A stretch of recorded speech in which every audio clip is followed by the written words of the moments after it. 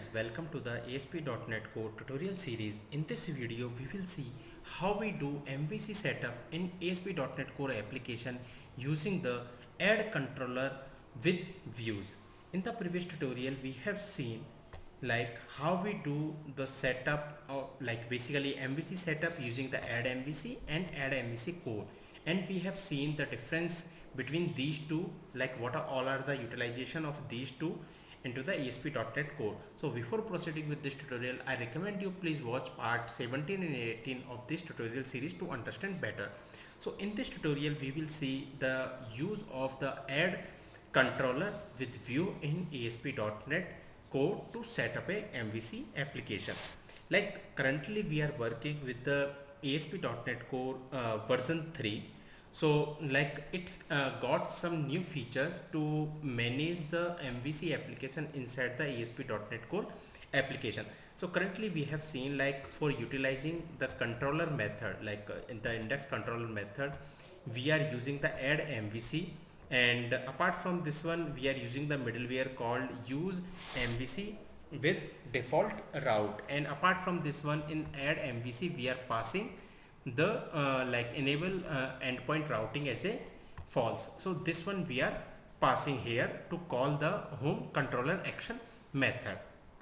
So let's use now add controller with views here. So let's get rid of this code, and when I will see the methods like add controller, so here we can see like there's a couple of the method called add controller and add controller with view.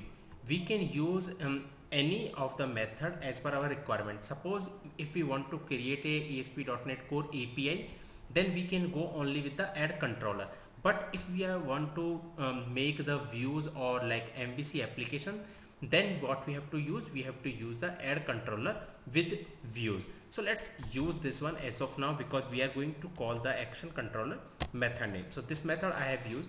When I use this add controller with views, we can see like it is giving a warning, or like when we will run this application, it will give an exception like we can't use this use MVC route default route. So let's comment this line also. And now here what we have to use, basically we have to use the endpoint. So at point of this time, let's run this application and see what we are seeing on the browser. So when I will run into the browser, we will see hello to .NET Office. It means it will not navigate to the controller method.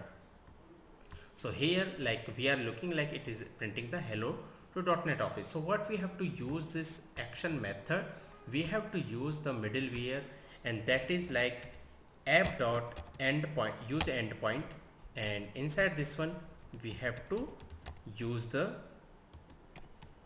middleware, and that is like we'll see, and here endpoint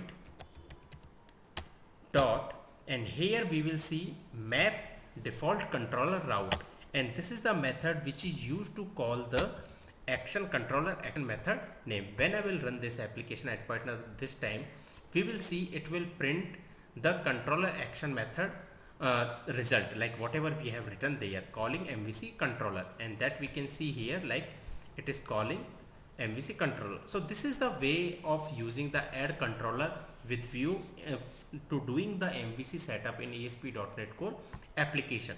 In the coming tutorial, we will see like what is the differences between the add MVC and add controller with view in ASP.NET Core application. So for making or set up a MVC application in .NET Core application using the add controller with view, what we have done, first we have added this service, and after adding this service we have added a one middleware that is use endpoint, and once we do all these two setups and run, we will see the respective output. So that's it for this tutorial. If you have any question and doubt, please comment. Thank you.